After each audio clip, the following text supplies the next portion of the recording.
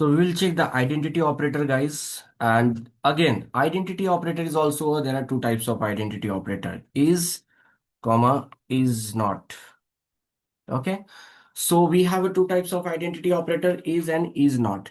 And this identity operator we use for the address comparison. Okay, we use for the address comparison here.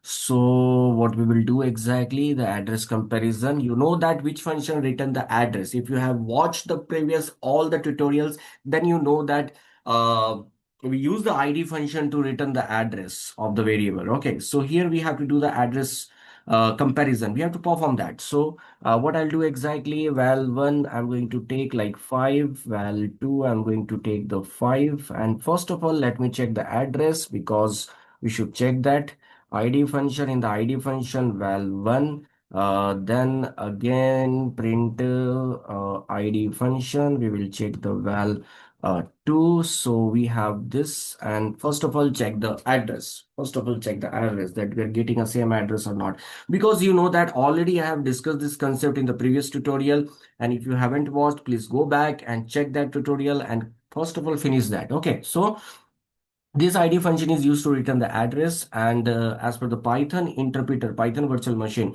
when you provide the value, first of all your Python virtual machine, your Python interpreter check that is this value is already exist in any memory area.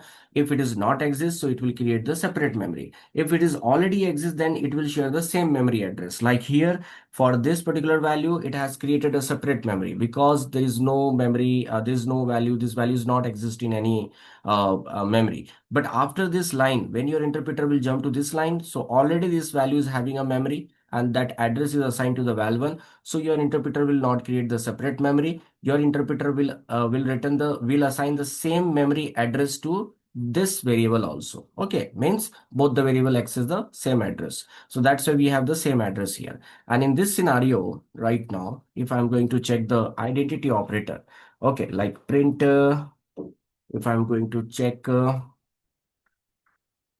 like uh, val1, right? Val1 is val2. Okay, if I'm going to check in this way,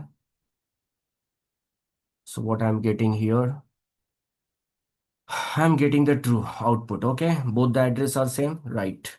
Okay, but suppose if I'm using a is not, and you know that both the address are same, and we are checking this condition for if the address is not same. Okay, so definitely what you will say guys here, that we will get the output like false because both the address are same, and we are saying that as per this instruction that val1 address is not same as like a val2. Okay, so that's why we are getting.